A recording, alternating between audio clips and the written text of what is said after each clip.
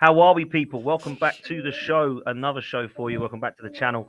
I've got some people with me. I've got some new people. I've got some old people. You'll recognize the majority of my guests. And I've got a couple that are running a little bit late and just having some tech issues. So they will be with me. Sam, welcome back, brother. You stayed up into the Premier League, which means I get to see your face for a whole new season, bro. How are you, mate? You lucky thing. Yeah, doing well, mate. Doing well. It's been a busy old 24 hours for Bournemouth and a pretty good transfer window so far. New manager, exciting times. We go for Europe, mate. Yeah, I love the optimism, man. Let's talk about that in a bit for sure. D's not around tonight, so I had to get my boy Rich in. What you saying, bro? Just counting down the days to the first game of the season. It's a very quiet window. Lewis Hall might be done tomorrow, I believe. So that's a good low signing. But other than that, Well, that's the Palace chat done for the night. But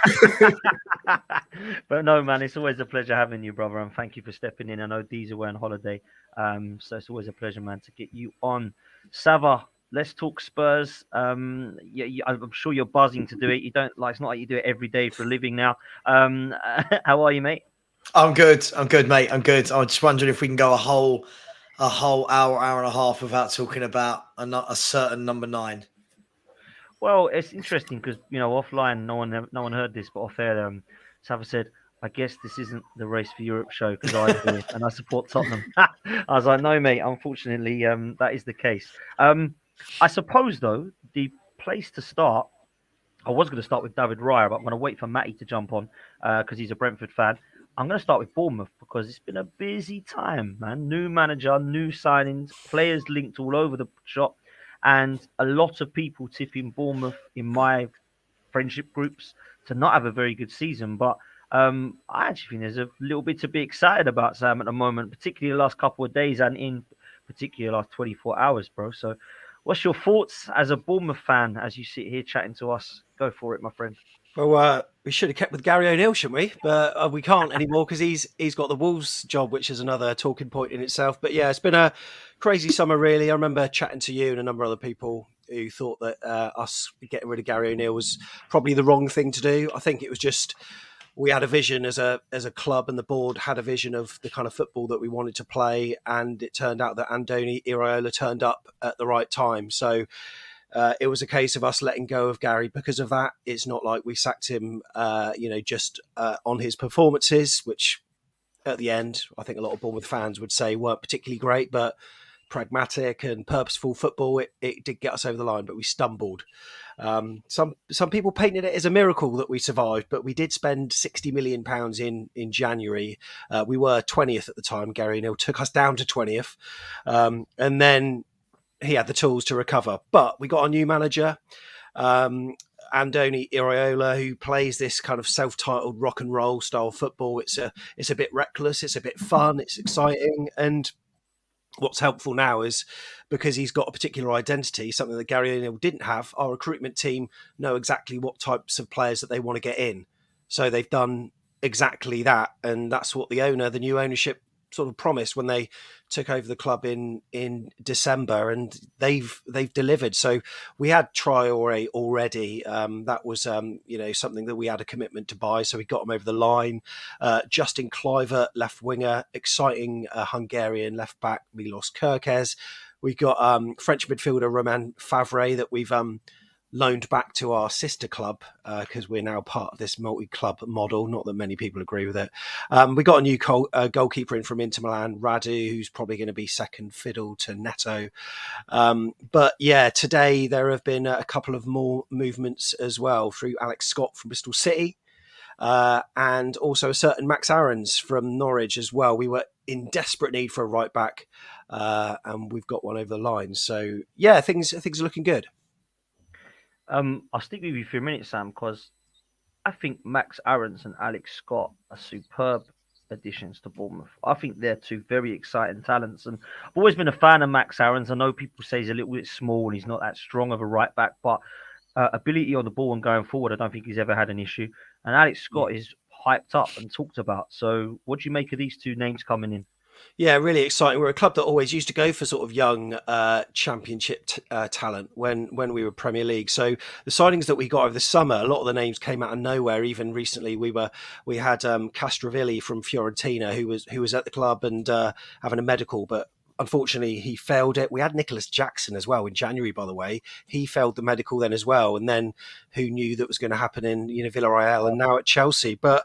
The signings that we got now, yeah, really exciting young English talent. I think that they're players that will retain their value. They're going to hit the ground running, which is nice because quite often we sign players that take time to get into the team. But it is really exciting, and they're players that plug some of the gaps, including Jefferson Lerma, who obviously is at Crystal Palace now, as Rich knows. But Alex Scott, not the same player, but he's a creative player. He's very unique and dynamic. And Max Aarons, I'm really excited to see him play. So with him on one side and Milos Kerkez on the other side, we got a really exciting type of football to be watching, which is nice to see, entertaining stuff after a season where I think a lot of Bournemouth fans turned up and it was a bit of a chore to go to Dean Court.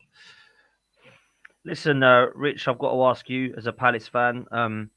You look at Bournemouth, and I imagine you'll be in and around fighting with Bournemouth, whether it's towards the top or bottom, middle, or end of the table. Because I see you in a similar sort of position this season.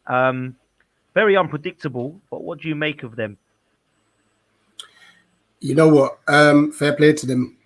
Listen, it's not easy to stay in this league, as you know, and you really have to put your money where your mouth is, and they've done so. It was obviously a very bold decision getting rid of O'Neill, because I thought he did a decent job, but sometimes decent's not good enough. Like, you've got to keep pushing and pushing and pushing, and I think that's the argument we have with ourselves in the club regarding reappointing Roy Hodgson. Now, don't get me wrong, I think he'll do a good job with us this season, but he lacks the backing. Whereas with Bournemouth, they've made the backing. 7 million for Max Aarons is an absolute steal. And I know most of the Palace fan base are like, what? Like, knowing that we lead a right back and such. I will say thank you for Jefferson Lerma, by the way. Because Chet Corey was playing that midfield role all by himself. Now he has help. And I think that's going to free up Eze this season. But unlike Bournemouth, we're not spending as they are. We have a lack of funds, and we may have to do a sell to buy sort of thing. And let's just hope we can just survive. I guess I think we'll be okay, but yeah, we need a few more bodies. Yeah, man, I think you'll be fine. And I tip Bournemouth to be in trouble, man. But there's 4 or 5 clubs that are going to be in trouble. Sorry, Sam. You know I love you, bro. I know Gary Neville also had us going down at. Yeah, I saw that on the overlap. Yeah, I did see that. I've never seen so much. So many people. Like, there are some that are saying like we can finish 11th. One person said 10th, and then there's still the usual kind of stereotypical views. I think a lot of it's based around stadium size and all that kind of stuff. But I tell you what, we're spending well, and you know what, Dan, you're right. We could flop, but we're going into a season optimistic for once, which is like a nice thing. Sava, I'll come to you on Bournemouth quick, because I feel like they've gone for a manager that's young, up and coming, that's playing attractive style of football. They've gone away from the Gary O'Neills and Scott Parkers have just tried to keep us up. They look like they're showing ambition. I think the fans want to see that, but do you fear that could sometimes kind of throw itself back in its face and then see Bournemouth struggling, or are you quite optimistic for their season? Do you know what? I think that's the difficulty, isn't it? I think every set of fans want to be entertained, right? Everyone wants to watch their team playing good football. And we've seen it before. I know obviously Bournemouth haven't just come up, but we've seen it before, haven't we? Where teams they come up, or smaller teams that are fancy to go down, they play this lovely brand of football and they become everyone's favourite second team and everyone starts rooting for them. But you just don't quite have enough to stay in the league. But look, Bournemouth stayed in the league last year. I think they're making some smart signings. I mean, is Alex Scott definitely done? Was that one definitely? You know what? I was tracking his flight on Flight Radar, and he actually flew from Bristol to Bournemouth, even though it's only a 2-hour drive. It looks like it was him, and so it looks like he's having a medical this evening. So I wouldn't be surprised if that all goes okay. There'll be photos being done, etc. Good player, Alex Scott. I wanted him at Spurs. He's a Spurs fan, so I was really gutted that we didn't go for him. But really talented player. Was he young player of the year in the Championship this year? Talented, bit of a James Maddison, bit of a James Maddison type. Listen, I think Bournemouth will be all right. I think there's worse teams. I think there's some really, really bad teams in this league this year. Some by like absolutely falling off the cliff, like Wolves, and some like Luton, where you would have to say, listen, the fairy tales, they stay upright, but I just can't see that Luton will. So I don't think Bournemouth or Palace will go down. I think they'll be fine. And if you can play a better brand of football than you did last year, your fans will be happy. Let me ask you, Sam, if that's all right, if I can just ask you a quick question. What was the football you played under Eddie Howe? Was that good football? And is that what the fans are expecting now? It's that how, I hate this saying, but like Howe ball, like, is that the sort of football you're after? This is probably the closest we got to it. I mean, if you're a new Bournemouth fan, you've gone through a really good phase where you've seen us got promoted from League Two to the Premier League in about 10 years or so. They've been brought up on a diet of really entertaining football. Sometimes reckless at times. We would lose 6-0 one week and then win 3-0 the next, and that's the kind of cycle that we had. He's a manager that wouldn't ever be content at 1-0. He would want to score more. Whereas Gary O'Neill and Parker's we've had since him, Scott Parker, for instance, they would tend to be conservative, part the bus somewhat, and often we would open ourselves up to I know we beat you 3-2 at your place, but we were like moments away from losing 3-2. That Richarlison header at the far post, which I thought was in, but and Dan also knows Richarlison. I don't ever think anything that man does is going to end up in a goal. And Dan also knows what it's like to be on the positive side of a 3-2 as well. You were good when you played us, Sam. You were really good when you came to. I'm going to call it White Hart Lane. You were good when you came to White Hart Lane. I thought you had a lot of runners. You wanted to get in the box. You went forward with numbers, and I was pleasantly surprised.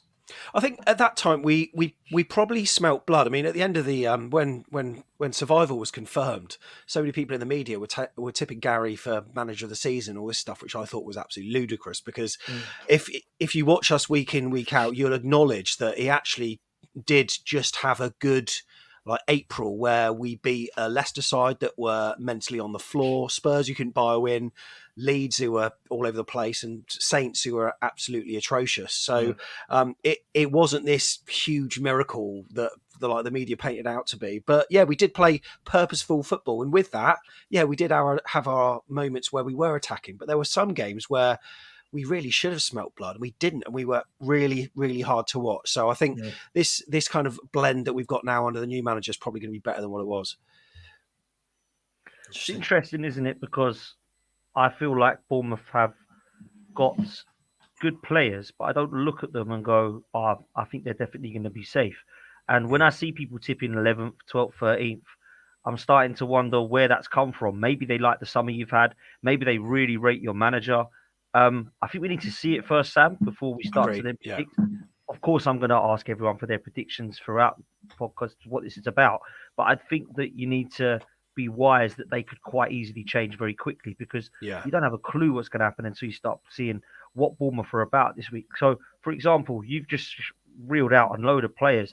They've got to gel. They've got to put things together. They've got to understand the new management style.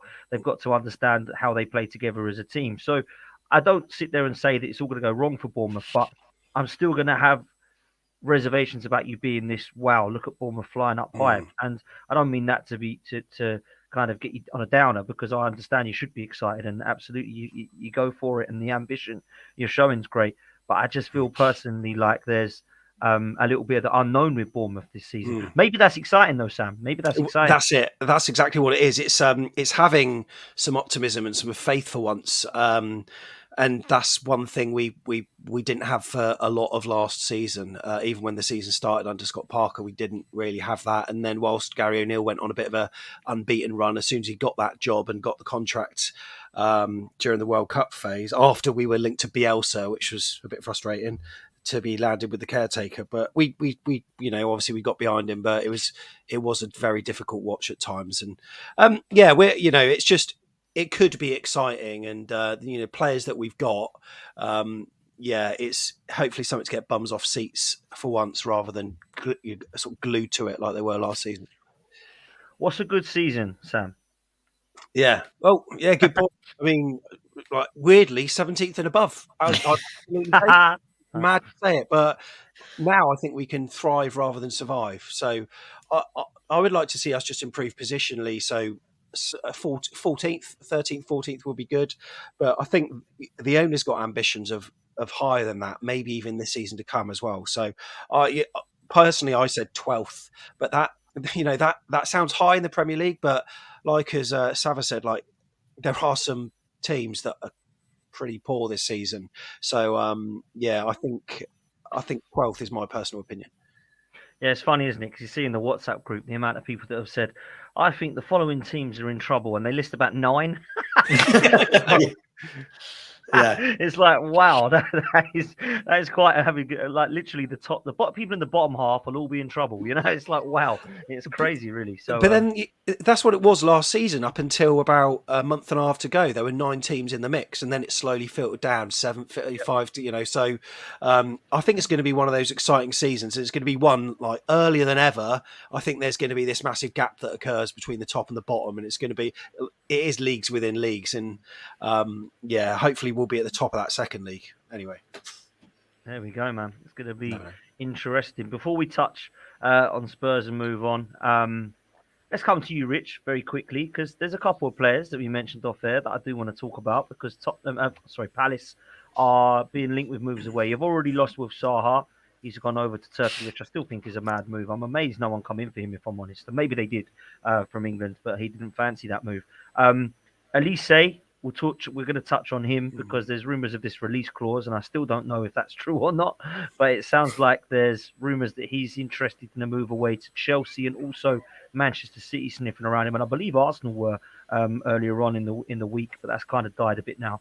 And obviously Eze. Now, for me, last season and probably the last couple of seasons, Rich, they have been phenomenal. They've been clear and far and away your best players.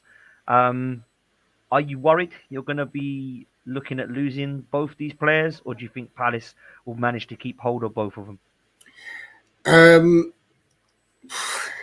It's hard to tell with the window still open, but I think Eze will stay this season. Elise is touch and go. This release clause ain't about. It's not about. Funny enough, look, when I was last on your channel, I was like, yeah, it's not about. Then you're hearing rumors that it is. Then it's like, no, it's not. And then, yes, it is. And then now it's more than what people expect. Basically, from what I gather, he kind of signed another contract where it changed the release clause, which should be around £50 million. That's to my knowledge. Hopefully that's true because, yeah, £35 million for Elise would be criminal. Especially when you're hearing McTominay could be potentially leaving for like 30 million and stuff like that. Like even like Southampton, they're getting rid of Ward-Prowse, who they've just got relegated. He's moving for 30 million. So if you've got a Premier League, anyway, let me not rant about it. I'm sidetracking it. So I think we'll keep Eze. Elise's touch and go. But I do believe next season, I think we lose them both.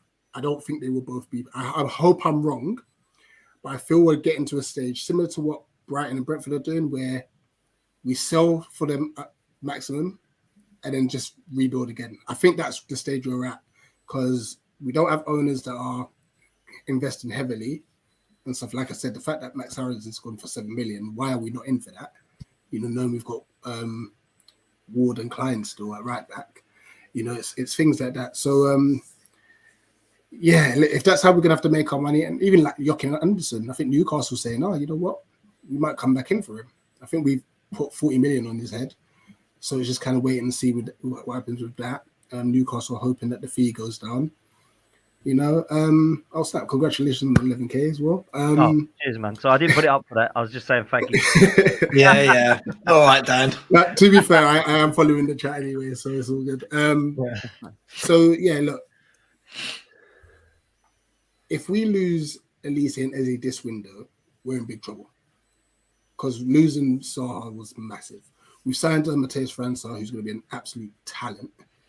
but he's going to take time to bed into the league and so on and so forth. He's just 19 years old and he's moving from Brazil to the Premier League, you know.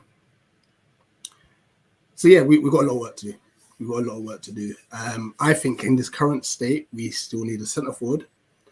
We need a winger. Funny enough, Clark was someone we were looking at, but we got priced out of that. As soon as we heard, 20 plus million, we were just like, yeah, stop him. Yeah, and I think Lewis Hall would help the left-back situation because Mitchell needs competition. But we still got that right-back issue. So, yeah, we'll see. We will see. But Lerma, perfect. Listen, man, I don't know about you, Saber. I kind of feel with Palace, right, that they're a little bit of a meh club, and I don't mean that to be disrespectful. I just feel like we've just spoken to Sam about where they're going with Bournemouth, and there's the ambition to be better than last season. Gary O'Neill did a great job, but we're going to go better than that. I feel like when Palace decided to get Vieira gone and get Hodgson back, it was like they've gone back into the we're just happy to just be in and around 12th, 13th. I just don't want to go down. They've never really gone, do you know what? Let's go that one more. Let's go and try and get them players in. Let's try and get that manager in to give us a different philosophy. And let's try and push for European Conference League place or whatever. I feel like Palace are more interested in trying to do that than going forward. And that's where I see Palace, Saba. Is that harsh? No, I mean, look, everyone wants to think that their team's going to kick on massively. I would assume that the money flying around Palace, I don't know this, by the way, but I would assume that the kind of figures flying around Palace, is going to be minimal, and they do enough to do enough every year.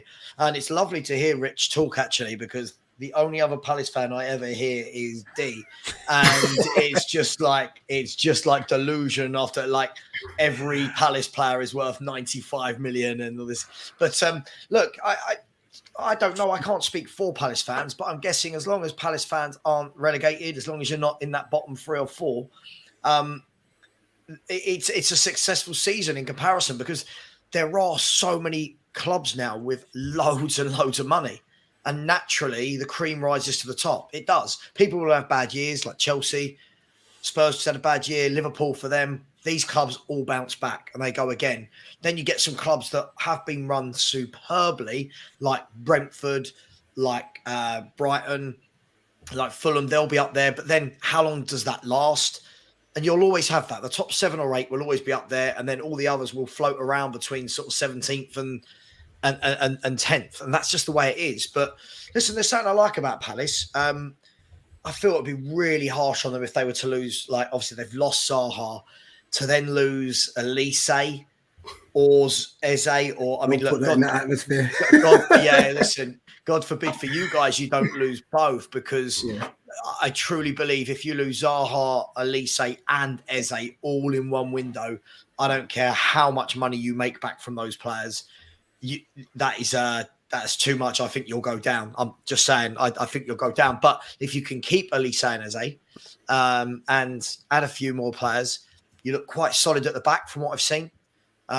So, yeah, it's difficult, isn't it, Dan? I mean, how do they go from there to there without a huge cash injection? Do top players want to go to Selhurst Park? Is it a draw? I don't know. All those sort of questions. Just on that point where you're talking about us just kind of being content, being there, and I think that's where the frustration lies with the fan base, in a sense of like, yes, we've been in the league 11th year in a row now, and we've seen teams come up from the Championship and surpass us. Now, granted, they do have more money, but that's where we look at the board. What is our actual ambition? And now, some may be like, but we're in the Prem. Yeah, that's cool. Burnley were in the Prem for a significant amount of time, and your luck runs out. You know, I'm not saying that's going to happen to us, but if we keep having this kind of like, don't worry, we don't need to spend this here, it might catch up on us. You know, so we have to be careful as well as a club, not to overspend and just put in financial problems, but then not underspend to the point where we're scrambling. And don't forget, a lot of players. We're not the best team in the league, obviously not. Right? We're not the biggest team in the league. So our players are going to want to make step-ups. We're going to have to accept that. But at the same time, I'm sure the players on our teams want to see us have a bit of ambition too. You know, Yeah. like, It's interesting. Like, look, Palace is just down the road from me. 25 minutes, but Palace is down the road. It's always been a club that you can't hate Palace. Like, there's nothing about me that goes, oh my god, that like with Chelsea and West Ham and Arsenal. Oh my god, them. Like Palace, Fulham, clubs. And I don't know whether that's a compliment or whether or not, but like there's something about you that's likable. And I think that what a club like Palace need to do, unless you're going to get a bigger ground and start getting in more revenue, etc., I think that you need to adopt a Brighton. They're the go-to team now, aren't they? You need that Brighton model of how to run a football club. And then you can let go of your Elises and Ezes, because for 5 years, Brighton have been letting go players and everyone goes, oh, they're going to be bang in trouble. And then they find some gem for 5 million. Yeah.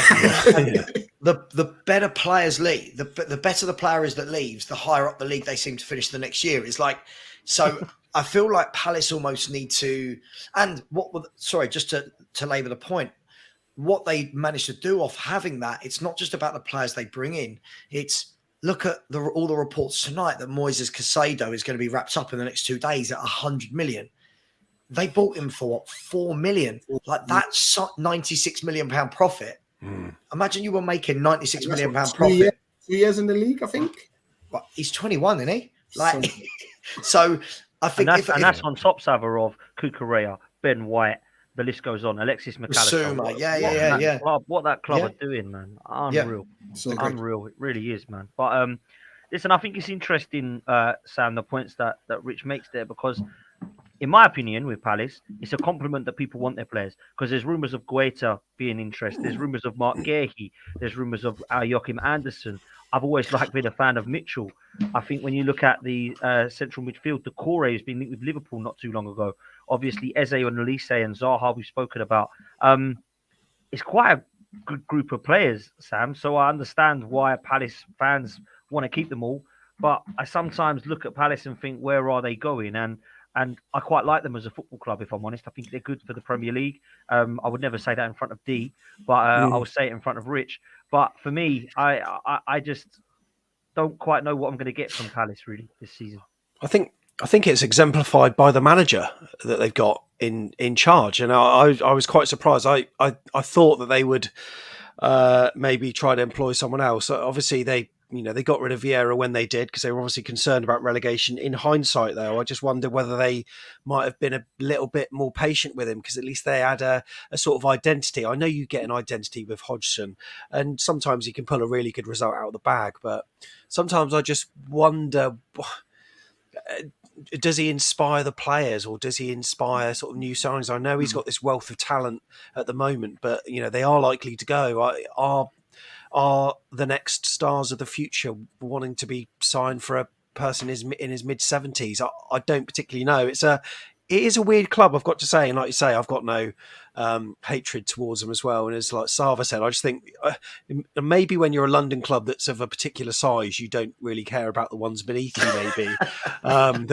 Perhaps. I don't know what it is. But I'm going to be really intrigued to see how Palace are doing, because they're a club a bit like us that have had some predictions all over YouTube that some are sort of mid-table, very comfortable, and some are right on the edge, if not going down themselves as well. I don't think they will personally, but I think it's going to be quite a tight season for them as well. I expect we'll be in the mix at some point. Hopefully we'll pull clear as soon as we can. But I am intrigued, and it's a club that I don't really know what they want to be. Yeah, on the Vieira front, like I initially as well wanted him to at least have the Leeds and Leicester game after that crazy run which we had. Arsenal, Newcastle twice, Man United twice, Brentford, Brighton. And it was crazy and such. I think Man City in that as well. But what was happening is, and this is where Roy Hodgson actually came in and did excellent, he was kind of like overworking the players. I think they had 6 days of training and such, and players were like missing maybe the children's recitals and things like that. So it was things that was happening behind the scenes that was the players weren't happy. Roy came in, just said, guys, go and express yourself. And the results were there towards the back end of the season and such. I mean, even our pre-season's been all right. Like, we've drawn with Seville and beat Lyon. Some will say But they're like La Liga and stuff. But we're Palace. So we'll take that happily, you know. So you're right in saying obviously with the whole right factor, it's like, well, like, really, should we sign for him? But I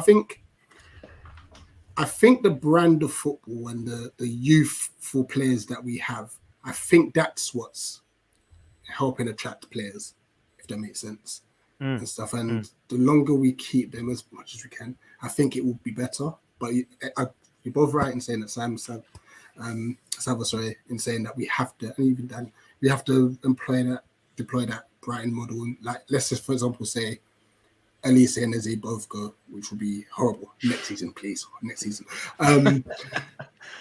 Get whether it's 60 million a piece for them and stuff, and then find the next gem. We'll get someone from like Ratsaki, who's in our youth. He might be the next one that breaks through and stuff, and then start the cycle again, and then take it from there. Yeah, man. Interesting.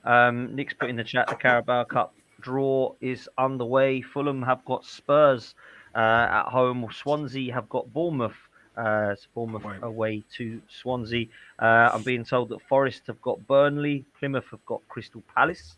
So you've got a away trip there, Rich, to Plymouth.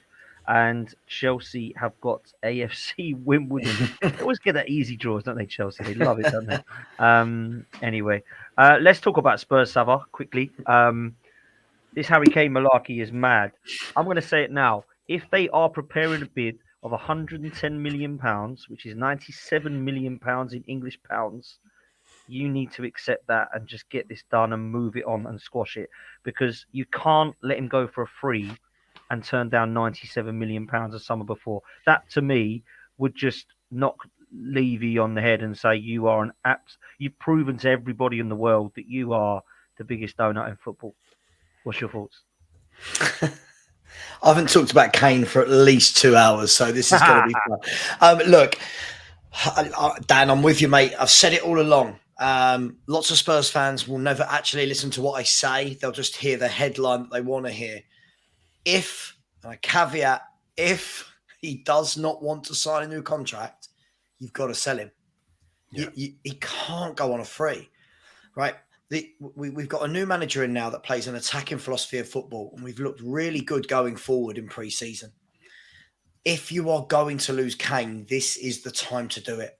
A new era, a new manager, a new philosophy. Don't give this manager one of the best strikers in world football, and he is. He is one of the best 2-3 strikers in the world, right? Him, Haaland, Lewandowski, right? I don't think anyone else, and if you want to put Mbappe as a striker, yeah, Mbappe as well. Don't give Postecoglou Kane for 1 year. Then he walks around a free, and then Postecoglou's going, right, where's my replacement? Oh, well, hang on, the funds aren't there because Harry's just walked on a free. Look, I think Spurs fans are really sentimental. Harry Kane is world-class. He is the only world-class player we have. He is absolutely phenomenal. He scored over, 300 goals for Spurs in all competitions. He's our record goal scorer. England's record goal scorer. But Tottenham Hotspur were here before him. They will be here after him.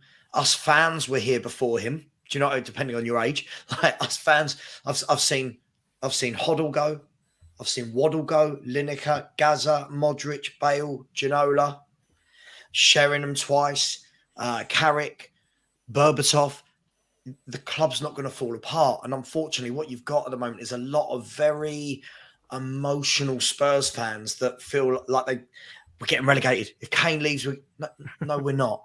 No, we're not. There's still going to be 10 to 12 teams worse than Tottenham Hotspur if Harry Kane leaves, right?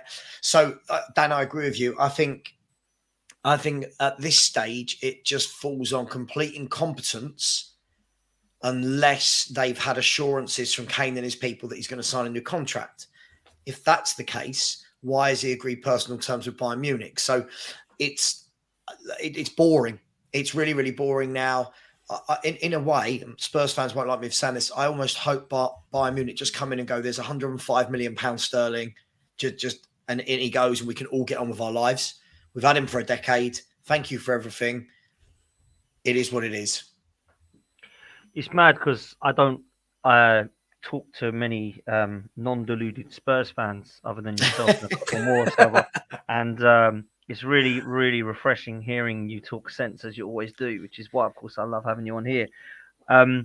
If I'm playing host, which I'm doing tonight, I hate Spurs. You know I do. I can't stand them. But if I'm taking my Arsenal cap off and I'm looking at footballing Spurs under Ange Postecoglou without Kane, I do see a drop off, of course, because you've got 30 goals there that someone's got to try and replace. I think you can replace some of those goals by committee, because I think Richarlison will score goals. I don't think he's amazing, but I don't think he's one goal a season attacker. I think Son, surely he's got to improve on the last season. He was absolutely abysmal. Yeah. And then, of course, you've got Kulusevski, who I still rate. I feel like you've got Bentancur, Bissouma, and Maddison. Maddison is a fantastic signing. For me, a player who's going to create, and somebody you probably haven't had since Eriksen's probably your last creative midfielder. Correct. For me. You've just signed Van der Ven to partner Romero, who me and you have had conversations about before. I think Adoji actually be a definite upgrade on your left backs of last season. You need to sort your right back out, because you've got one that can defend, one that can't defend, and one that you seem to just want to keep shipping on loan and not giving a chance. You've got your goalkeeper, who I think will be an upgrade on Lloris because he was dusted. It's not a bad 11 if you're playing one game a week, even without Harry Kane. So is there some positives to take that if you take the money now, start to get the people that you need to try and, maybe if it's 2-3 players for a little bit more depth, maybe Tottenham won't be in the mud. I don't know. I'm gonna shock you with what I'm about to say now. Right? Oh, okay. I don't think there'll be a single drop off if Harry Kane leaves, and I'm going to tell you why. Yes, he got 30 goals last year, but the way we've played the last 4 years with both Conte and Jose was everything was geared around Harry Kane. No one else attacked. It was Kane and Son would go and do their thing on the counter-attack. Then Kulu joined them. But everything ended up in the box at Kane's feet, right? Everything was Harry Kane. What we've already seen in pre-season now is we've gone from a team that sit in our own half to a team that camp in the other team's half. Right? We even outplayed for large periods. Last night, we played Barcelona. Wasn't even our best team. Kane wasn't there. We outplayed them for long periods of the game. Pressing. Good football, like football I've not seen at Spurs since prime Pochettino. We will create chances. We will get goals from everywhere. Solomon will chip in, Richarlison, Maddison, Son. They'll go and get someone like a Gift Orban who just scored 4 goals tonight in the Champions League. Porro will grab goals. Adoji will grab goals. Basuma driving forward. Bentancur will grab some goals. I actually think that those 30 goals, I think it's a false economy when people say we'll be 30 goals less off. I think what will happen is I think we'll concede less. Bearing in mind we conceded 63 goals last year, which is absolutely shocking. Right? I think we'll concede a lot less, therefore won't have the need to cover all 30. But I think Maddison gives you 10 Premier League goals a year. I think. Every year at Leicester, he guarantees you 10 goals, and we're a better team than Leicester. Sonny normally guarantees you 15 to 20. Last year was a drop-off, but I think he'll be better. Straight away, there's 30 goals from those two. Perisic as well. Perisic is still at the club. Now we're seeing him play as a left forward rather than a left wing back. And Which we're is, seeing, to be fair, where he should have been playing all along. Exactly. In my And he opinion, looks anyway. threatening. So listen, I think we'll be fine. I think what will happen is we'll actually become a team. At the moment, he's the cure and the curse. Everything is, Pep said it with the Harry Kane team. And unfortunately we are. And I think fans are worried because of that. But sorry, just quickly, I won't waffle on too long. But No, I remember the last time this sort of thing happened was people say about Bale, but Bale wasn't really an out-and-out forward. Was 2008. If anyone remembers, Spurs, we just beat Chelsea in the League Cup. It was the last time we won a trophy. 2008. We're like Palace. Sorry, Richard. We don't win anything. No. If that's the difference. If D was here, he would have got in on some crazy attack about Spurs never winning a trophy in our life. We just won the League Cup, and then Berbatov and Kane, who were a great partnership, were both sold in the summer. And we got Fraser Campbell back from Man United the other way. And from then, our first 8 games of the season, we took 2 points from 8. and we were bottom of the table, they sacked Ramos and brought in Harry Redknapp, who's a bit more of a Postecoglou manager type, go and play type of guy. And from then, the next 3 or 4 years went like that because there wasn't a superstar at that time. Everyone was a team. It was only as that team evolved that Modric and Bale became what Modric and Bale became. I think that will happen again now, mate. I would build the team around Basuma. You heard it here first. And I would absolutely have an 11 rather than one bloke who everyone cries about every time he's linked away to somewhere else. So sorry I went on, but there you go. That's as honest as you're going to get. You say you went on, but you justified why you've said your point, and you've actually provided a really sensible answer to why you believe that could happen. Now, I do feel you're going to have a drop off because it's Harry Kane, and we're not talking about an half decent forward here. We're talking about one that everyone believes is world class, one of the best in the world. So of course you're going to miss him. But I understand what you're saying, Sava. And it's weird because I don't think Tottenham are going to win the league, so I can't use this example as great as what I'm about to do. But when we lost Thierry Henry, I really worried. I thought, oh my God, what the hell are we going to do? We almost won the league the season after because everybody around them said, right, there's no superstar here anymore. We're all kids. We're the youngest side, I think, again, similar to now. And it was like Van Persie stepping forward, Fabregas stepping forward. Adebayor got 30 goals that year. We had Haleb and Rosicky chipping in. We had Flamini who stepped up and said, I'm going to have to try and be some form of solid midfielder for you guys here while Fabregas can create. And it was like, I didn't see this coming. I did not see it coming.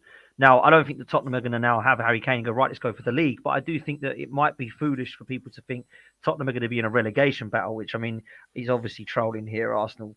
Oh, no, sorry, wrong one. There was one earlier which he said, I think the bottom three are going to be Luton, Sheffield United and Spurs. But I would be amazed. I mean, Lawless was like, if Kane goes, Spurs are in a relegation fight. I mean, he would know, wouldn't he? But where did you finish last year, Dan? Say again, buddy. Where did you finish last year? Second, why? Okay, now you're in a title race, yeah? Yes, I hope so. Yeah, and how many goals did your top goal scorer have? 15.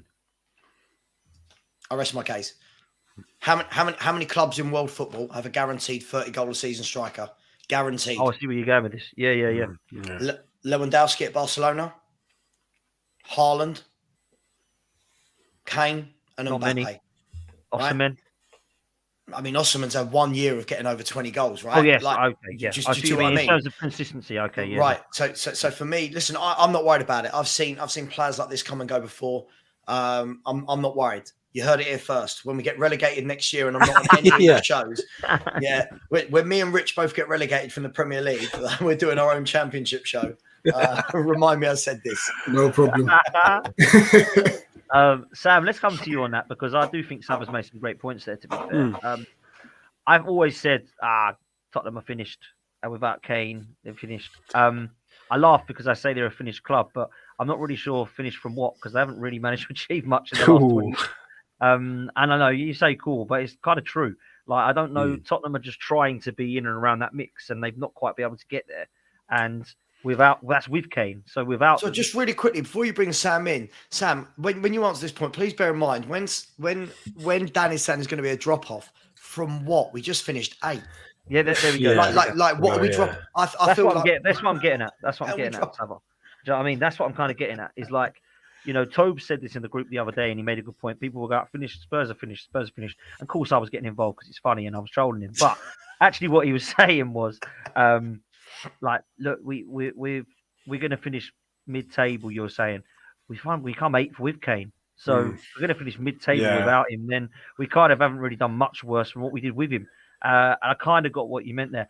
I don't see Tottenham finishing like 15th, 16th bad like Chelsea, but I don't think if they keep Harry Kane, I think they with a 1 game a week with the 11 we've just named, I don't think they've got an unbelievably, shockingly impossible task of trying to get into the top 6. Personally, I think it's like, wow, never happening. Without him, they might struggle to do that. But I take what Sava's saying, Sam. Yeah, I think last season, like Son was poor. I thought it was a one-off season for him. I think there will be some kind of drop off, but hopefully the manager sorts it out relatively quickly. Because, like you say, if he does go, and you have been obviously playing with Kane being like the main man and everything's based around him, there's going to be quite a transition really to play in a different style and also gel the players that they've got in really. Because I know, but the signings that you have got through aren't bad. I mean, you didn't have a central creative outlet. You got Maddison. You didn't have any sort of pace in the back line. You got Van der Ven. We've mentioned young goalkeeper Vicario, etc. Not really a contingency plan for Kane, like not knowing, and you signed Veliz, etc. So I think you fixed some key areas. I think one more centre back, and I'd say that you've had a pretty good transfer window, really. Plus 110 million to spend when and if Kane goes as well. So I don't think it'll be the end of the world. It just depends how good the manager is and trying to get the team gelling as quick as possible, really. So yeah, there is a lot of pressure on the new manager, and I feel for him quite a bit. But I can't see a season where they finish like in the bottom 10. Put it that way. Listen, it's an interesting one, and it's one that I think a lot of people are actually getting bored of. Do you know what I mean? Last season, no, season before, when Kane was going to go City, I was like, "Oh, this is on. Tottenham are in trouble." Like 2 years on, and we're still talking about the fact he might leave. I'm actually like yawning every time it happens. Now it's like it's not fun anymore. It's like just either go or sign a new deal, or just say you're leaving on a free. We did have that with Declan Rice though, a little bit. I mean, not as long, but that one dragged on a bit, Dan, didn't it? I mean, too long, but this is Arsenal, man. We don't do anything quickly. Do you know what I'm saying?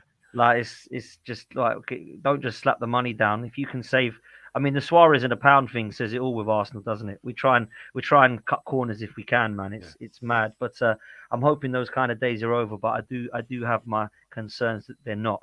Goonie, big up, bro. Thanks so much for jumping on. I know that timings over there are crazy for you in New York, so I really appreciate you coming on, my bro. And it's good timing because to close the show, I wanted to end on Chelsea because there's a lot of rumours. I don't know if you've seen it in the last couple of minutes that you're putting in a bid for Lavia ahead of Liverpool. Yeah. And apparently it's supposed to be bigger than the 40 million or 45 million that Liverpool are talking about. That means So Liverpool Liverpool going to fans are now Decore. yeah, Rich, exactly. Liverpool are going to have to go and nick Palace's Decore. So Rich, head in hands moment. Listen, it might be a rubbish rumor. I don't know who it's come from, but Errol's telling me my phone is blowing up. Errol is our Liverpool rep. For those that don't watch the show and don't know that, this has come from Alex Crook, who has said, "I'm being told Chelsea have now made a bid for Saints midfielder Romeo Lavia. The offer is understood to be nearer the club's valuation of him, and it's been nearer the club's valuation than any other bids have gone so far received by Liverpool." Your thoughts on that, Goonie? Well, that's a lot to digest because that's the first time hearing about this. But what I will say is this, is one, let me calm my ass down because nothing's happened yet. But everyone that follows me or subscribed to me or that's been on this channel while I've been on here knows I am a huge fan of Romeo Lavia. I think he's going to be an elite defensive midfielder at some point in the future. I can't tell you when, but I can see him getting to that level. All season last season, I said we must sign Romeo Lavia and a more senior DM. That's how convinced I was by him. Now, although you told me this, I'm still more leaning towards him joining Liverpool. I think he's still going to join there because Liverpool have done a lot of groundwork on the player. They clearly like him, and there's a place for him in the first team as well. Is the same going to be said for him at Chelsea with Caicedo? Possibly not. Why? Now I can get excited. There you go. David Ornstein also confirming that Lavia news. Why? We are in there like swimwear, bruv, and we're going to get Liverpool out there like nose haircuts. Yeah? You better be careful, Liverpool fans. Chelsea, we don't play about. You took too long. You had your opportunity to get the deal done. Yeah, you better hope by tomorrow Lavia is holding up a Liverpool shirt. Otherwise, it's going to be problems. That's what I will say. If at first I heard that it was David Ornstein that confirmed it, I would have been like, yeah, you lot are done out. You're in trouble if you don't make a bid now. But let's see. There's still time, and I still think it's leaning towards Liverpool's favour. But Chelsea, please, if you can hijack this and sign Caicedo, brother, we've got a 10 out of 10 window. Actually, no. We got a 9.5 until we get rid of Kepa. I don't want cat flap hands no more. I don't want him though. I don't want him. Biscuit hands and that. Get out of here, bro. I'm not trying to do all of that. Please leave my club and help us complete this transformation that we are seeing. But yeah, thank you. Thank you very much for letting me know that, because that has just made my evening. I can't lie. I guess this does nothing to damage the Caicedo deal, right? Because Chelsea, we've seen them do a madness, and your midfield is fairly short. I mean, it's not like gutted now, but you've got rid of a lot of players. You've got Tyler Adams that looks like he's going to get done, which, to be fair, could be a smart piece of business. £20 million release clause from Leeds. He's our workhorse. Like, really think he'll fit well under Pochettino's style of play. You've obviously got Enzo Fernandez and Conor Gallagher and Andre Santos. If you're adding Caicedo and Lavia, that's a hell of a midfield, bro. Can't even lie. I have to correct you. Go on. There is still hope that Conor Gallagher will be leaving Chelsea football. Okay. And will not be part of our midfield at any capacity next season. And I'm very much all for that. He's not good enough, in my opinion. And the options that are in front of him in his natural position, which is actually an attacking mid, not a holding midfielder or part of a pivot. I don't know where this myth has come from, right? We've got Nkunku in front of him. Yes, he's injured. I get it. But it's looking like we're either going to be signing Olise or Kudus. And then there's another number 10. And possibly if Chuks is staying as well, where is he? Yeah. Do you know what I mean? So for me, it's a case of like, for me, like, there's no space for him. Honestly, there's no space for him. He might as well go and develop elsewhere. He had a very, very good loan stint at Crystal Palace. Clearly, that system worked out very well for him. A respectable price, a move like that for him to go towards Crystal Palace, I don't think would be the worst thing in the world for him, to be honest. Because when we're looking at other teams that are looking, he will go straight on our bench. Who have you got in your midfield right now? I'm just genuinely asking. Check the Corey, Jefferson Lerma, and Eze. Yeah, he ain't benching Eze. Forget that. So you see, it's a sticky one for him. Like, he's got to be realistic. He's got to be a bit realistic, bruv. Yeah, Mason Mount was realistic. He said, "Nah, these youths that are coming into to Chelsea, they're gonna show me up. I can't do this here. Let me go to Man United where I have a little bit more time, where I won't get found out." So I don't. Gallagher's got to go, fam. He's got to go. It's just not good enough. Especially if we get a Kudus or an Olise on top of that. Where is he actually going to play? Where? Interesting, man, because this Olise thing we were talking about with Rich, and there apparently is no release clause. It's all like rumours and stuff like that. But doesn't mean you won't get him. Doesn't mean he won't want to move still. I still think Chelsea have got a lot of work to do, bro, because I know you got one game a week, Goonie, and I think Poch will do well with you. I believe he's a good coach. But I still think if you want to go and push to what would be a successful season for you, which I'll ask you in a minute what that looks like, I still think you're a bit short in certain areas. I wanted to get your opinions on that, and I also wanted to touch on the captaincy today that's been announced, which I want to get your thoughts on, bro. So what do you think of that, bro? All right, so you are right in terms of the amount of players that we are looking to get in, and we are very thin right now. That's the honest truth of it. But from reports and what we see in Chelsea are looking to bring in at least 4, possibly 5 more players into the fold before the transfer window ends. And I believe 2 of those would be midfielders, possibly 2 attackers, and possibly, very possibly, a goalkeeper. Because if Kepa does go out of the door, we're going to just be left with Robert Sanchez. And to have one senior Premier League goalkeeper is very risky, because if he gets injured, Bettinelli, our backup, is not going to cut it. Slonina's just gone on loan somewhere in Belgium. So I can see that happening if Kepa does go. In terms of what was the rest of your question? It was quite loaded, but go on. Captaincy. All right. Reece James. Here's what I'll say about the Reece James situation. I've always felt like, first of all, I've always preferred it. I've got that bias that an academy player should really be considered in terms of captaincy, because they're the ones that really know the ins and outs of the club and what it means to play for that club. All that cliche kind of stuff. They really know this stuff. So that for me is. Can you let me just hold through there? Got breaking news on Sky Sports News has just come up. Chelsea have bid £48 million for Lavia. Well, listen, until I see the offers accepted, I'm going to stay quiet. Sava, please. I'm trying not to get excited. Get me? I'm just trying to relax. But Reece James, let's finish that before I just go absolutely mad. All right. So Reece James, Cobham boy, leads by example. For me, I think he's an excellent right back. One on his day, one of the top in Europe, 100%. My only criticism with Reece James, and there is a caveat to this, is that he's got to be a little more vocal. He's got to know how to galvanize the squad. He's got to know how to deal with situations when, the chips are down, per se. He's got to know how to do that.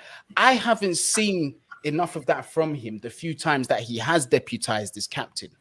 But on the same coin, it makes me think, maybe because the presence of Azpilicueta being there, he doesn't really want to overstep the mark too much. He wants to respect the captaincy from Azpi, because this man's won everything at the club also as well. He's in his post fair. He's been there, done it several times. Maybe there's that element of respect of not wanting to overstep. But regardless of that now, he's not here anymore. I need to see certain intangibles. One of those, I need to see, like I said, galvanize that squad, lead by example. For the love of God, please try and stay fit as well. Try and stay fit. You know what I mean? All of these things, as long as he does that, I can see him being a good captain and perhaps a successful one. You never know. Can I ask a question, Gune? Sorry, is that all right, Dan? Yeah, ask a question. I just wondered, with that coming in, the 48 million for Lavia, if you do outprice Chelsea, Liverpool and get Lavia, is that as well as Tyler Adams and Caicedo, or is this instead of Caicedo, but you're still going to get Adams? I imagine this will be instead of Adams. Adams? I think it will be instead of Adams. Okay. If we get this deal over the line, because from the reason why, again, I say this is because evidently Liverpool have spent all window trying to get him through. So therefore, our window of opportunity to try and get this player goes from this to absolute this. There's no room for mistakes. Negotiations have to be done immediately, because the second Southampton accept a Liverpool bid, he's going straight there. That's what I think. So where I'm worried is the fact that their asking price is 50 million. Now, Liverpool have made bids like 45 plus 3 and it's still been rejected. If Chelsea really want this player, with all things considered, the pull of Liverpool, Jurgen Klopp, European football, etc., I think we should have just said, you know what? Liverpool, they tried to haggle, it didn't work. Give them the 50 million, get them to accept, get the terms on the table, get him to sign the thing now. Otherwise, he's not going to be our player. But I do think it's going to be him ahead of Tyler Adams. And I say this not because Tyler Adams is a bad player. Please don't get it twisted. I like Tyler Adams. I think he's a very good specialist holding midfielder. His injury record is what concerns me very much, because he has been out since March. So a lot of people forget he ain't played no football since March. And when you already look at Chelsea's injury record, last season, I think we had the record for the most injuries ever in the Premier League. We definitely had the highest in Europe.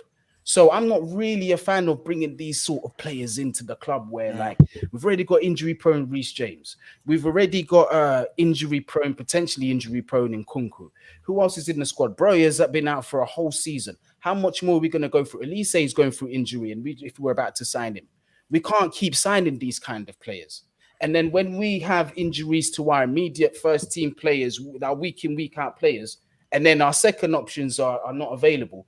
That's how you go from having consistency to just getting battered every week. I know this because I had to watch this last season.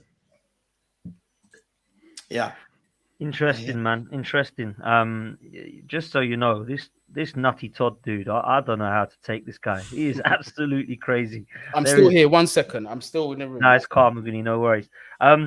To kind of, before we do wrap up, wanted to ask you, Sam and Rich, about the thoughts of Chelsea, because, you know, they were down with you guys last season. It's mad to think that you were actually looking at Chelsea and thinking, what's that? 3 points. I'll take that. 3 points between us. What's going on here? I don't see that happening this season. I think they've cleared out a hell of a lot of players. It's mad that they've actually signed. They've sold about 13 players and they've still got about 40 on their books. It's mad. Sam, let's start with you. Chelsea this season with signings like Lavia, potentially Caicedo, and Nice, if they manage to get that, with one game a week, could they be looking at having a very, very good season, in your opinion, Chelsea, under Poch? I think they could. Pochettino's an excellent head coach. I think he's got a lot of work to do. But I think I did a table prediction. I had him fourth or fifth. I honestly think they'll be pushing for Champions League. That's how good Poch is, in my opinion. And with these, players that they're getting in, they're, really good additions, and they've got the cash to splash as well. So I think, I think they'll be all right, and they might sort of positively surprise a few of their own supporters this season. Interesting. Rich, what about yourself, Chelsea? Yeah, I think not having European football would help. I was a bit surprised, you saying that your squad's thin, considering you signed how many players over the last 2 years and such. Bowley ball is crazy. Like the fact that what's these 8-year contracts. But listen, it's the game, innit? Yeah, I think the lack of European football would help them. Sorry, Goody. It's all right, bro.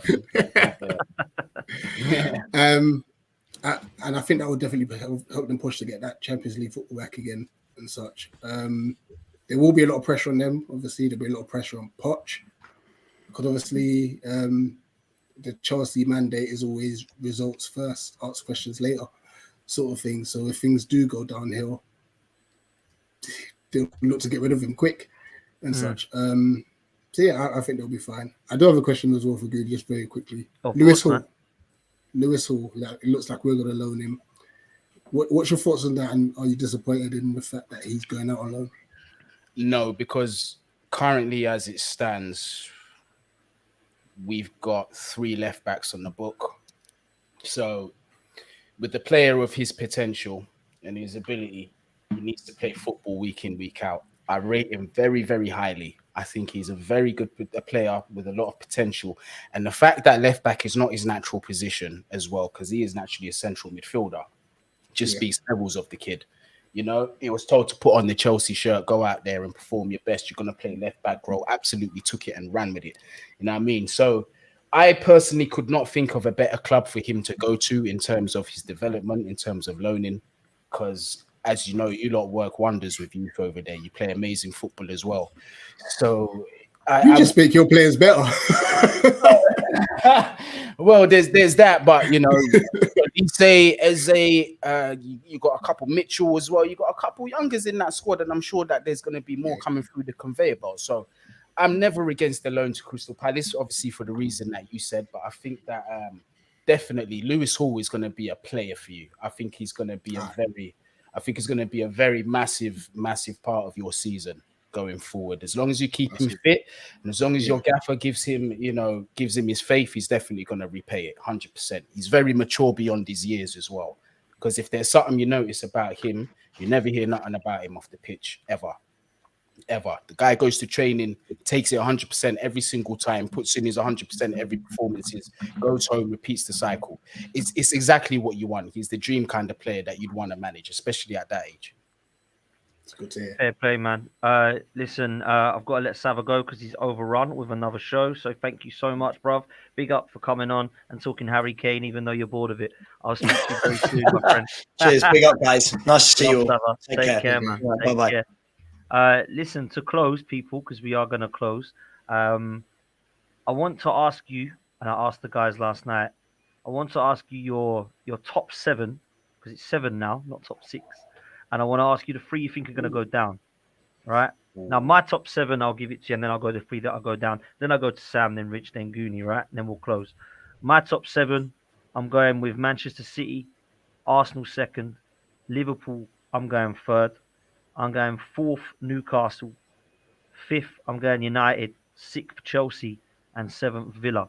That's what I've gone with last night. I'm going to stick with that. The 3 I'm going to go down with, Sheffield United, Luton, and Wolves. I think Wolves are in serious trouble, man. They look like they are. I don't know where they're going, man. So they are mine. Sam. Yeah, I've got. Do you want the title? Well, yeah, I've got Man City in first, Arsenal second, Man United third, Liverpool fourth, Chelsea fifth, Villa sixth, Newcastle seventh. So Spurs don't make the top seven. And then relegation zone, same as you. Luton in 18th, Wolves 19th, bottom of the pile, Sheffield United. There you go. Very similar. Surprised to put Newcastle that low, but fair play. Champions League is back for them. Rich, what's your thoughts, bro? Relegation free is the same. City top, Arsenal second, United third. I'm gonna go Chelsea fourth. I think the lack of European football would help. Liverpool fifth, Newcastle sixth, Tottenham seventh. Okay, interesting. Goonie, you can close the show, man, with your predictions. What are you saying? Right. So with the bottom three, because you see, I never like to say newly promoted teams get relegated same year they come up.